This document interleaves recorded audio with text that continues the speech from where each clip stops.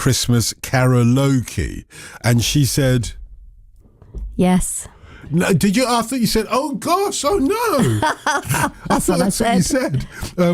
Bhavna Raja is a former divorce lawyer. She joins us now because, of course, we know that Christmas time, even though it's the time that we are supposed to all celebrate together and families come together, we know that sometimes things don't quite work out the way that we expected, and that makes it complicated. Not least because of what you call blended families now, for example. People separate and start new families. That causes a crisis at Christmas. I know, because it's the case in our family. There can't be many families where it's not an issue at some place or other, Bhavna, because where should the children spend Christmas is the big question in our family. And, well, we're not the only ones, are we? Definitely not, no. Yeah. And this ends up with some people having to spend Christmas on their own. Yeah, definitely. I mean, I've personally had to go through that, where you see your children leaving you on Christmas morning, possibly, and you have to face that day without them. And that's what Christmas is about. It's about your children. You want to be with them, you want to play with them, you want to spend that special day with them. And you have to face that realization.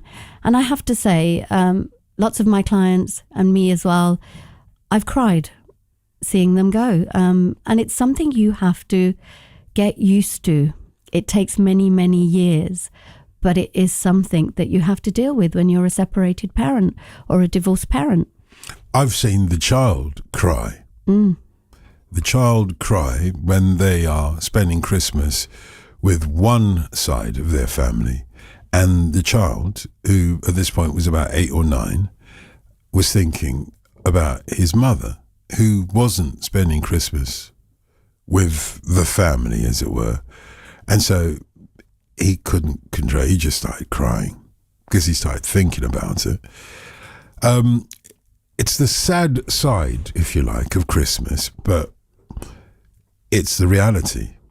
So how do we navigate around that? And is there anything that we can do or can be done to make sure that people don't have to have a miserable Christmas because their family's broken up? I think the first thing is making sure that you plan it in advance.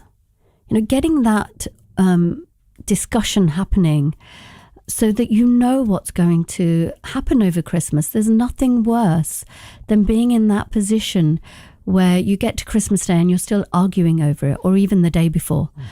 So that's the first thing. The second thing is communicate well. It's a difficult time where we all want the children, but actually if you communicate through what you want, how you need it to be, that can really help. And don't make the children choose, for sure, because can you imagine how it feels for them being that person that has to choose, because they can't choose. Really, as adults, we have to make that decision together as parents. And together you can come to really good decisions around that. It may be that you decide that one person has Christmas Eve and the other person sees them on Christmas Day. Or you might do what lots of parents do, is spend Christmas morning together. Both parents, the children, and then the children leave at some point to go with the other parent. So you alternate that. You're talking about the parents, and I'm thinking about the grandparents, because they're part of this as well. Yeah. And some grandparents, maybe one or two listening, will be spending Christmas on their own, or at least without the significant members of their family that they'd like to spend Christmas with, because of a breakdown in a relationship down the road, which has torn the family apart anyway. But the grandparents also feel it as an impact beyond the nuclear family. Yeah, definitely. The grandparents will get affected by this because they're used to seeing the children. Can you imagine? For the grandparents, it's really tough. It's horrible, actually. And they're not even involved, are they? Yeah, it's not their fault. They're innocent parties in this. Yeah, it's definitely not their fault. Yeah. But they are in a situation where they also don't see the children every Christmas, which is what they would like. But it's not even just the children. Sorry to cut you, and I apologise. You're the expert on this. I was thinking more that it's not just about the children, though, but because that the separation or the breakdown in relationship has occurred and the child is caught in the middle, it has consequences all the way down. So the grandparents may not even get to see their children, the parents or the parent of the other child, because they themselves are in some way caught up in everything and maybe don't want to have a happy Christmas with the grandparents without their child. And so the grandparents have lost out on top of it. Exactly. It's bonkers. Christmas it can be such a miserable time for people, and we're trying to have this perfect image of Christmas, but it really is so difficult when you're separating and getting a divorce. You might already have separated, and then you're navigating all of this, and these special days are always difficult because of the emotions involved with Christmas.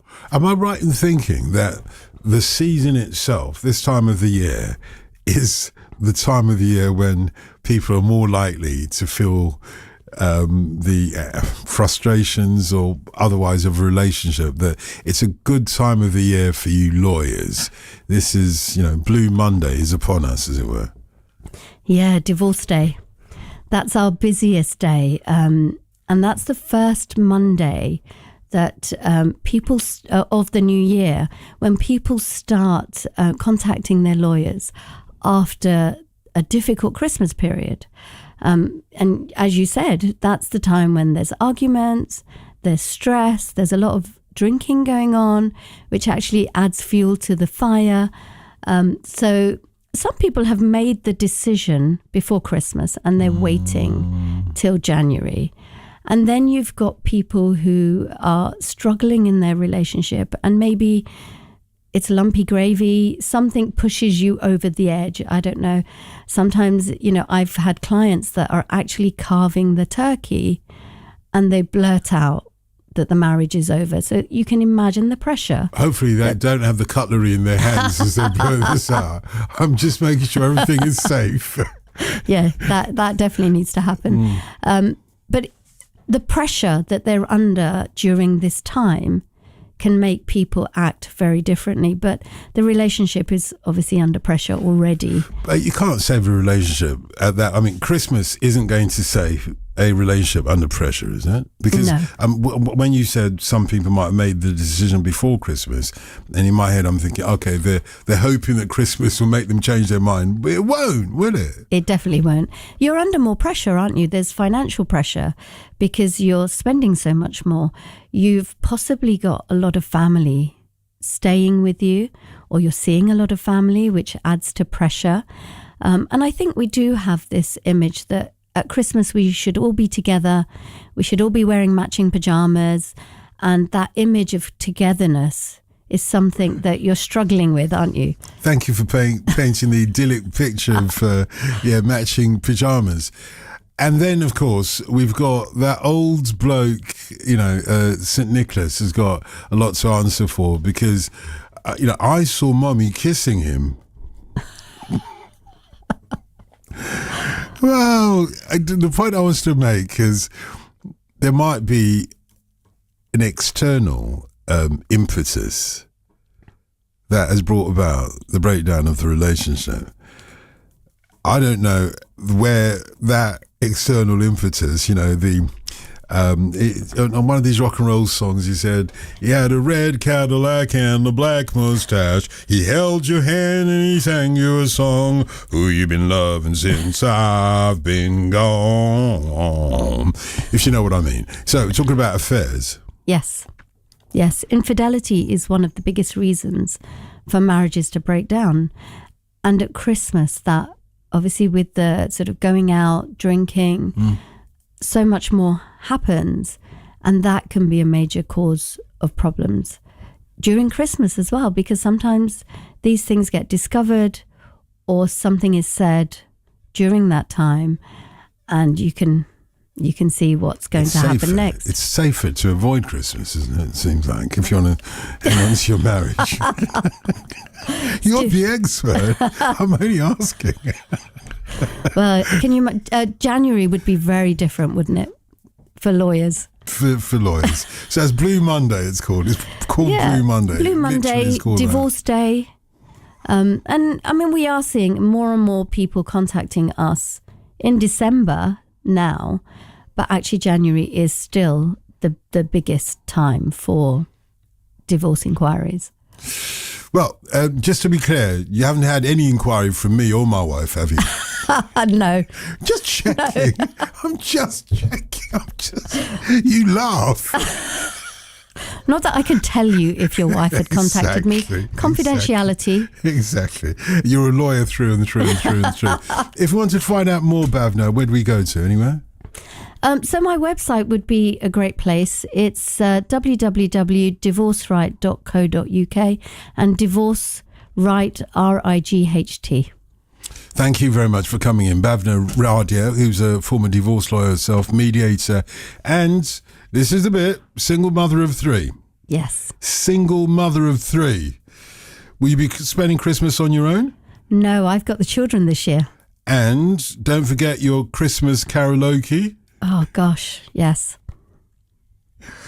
Take it away. No, are you going to sing with me? If I know it, why not? Yeah, I'll join in if I can. This is not what I signed up for, but let's give it a go. You only sing as much as you like, as much or as little as you like. Up to you. Okay, jingle bells, jingle bells, jingle all the way.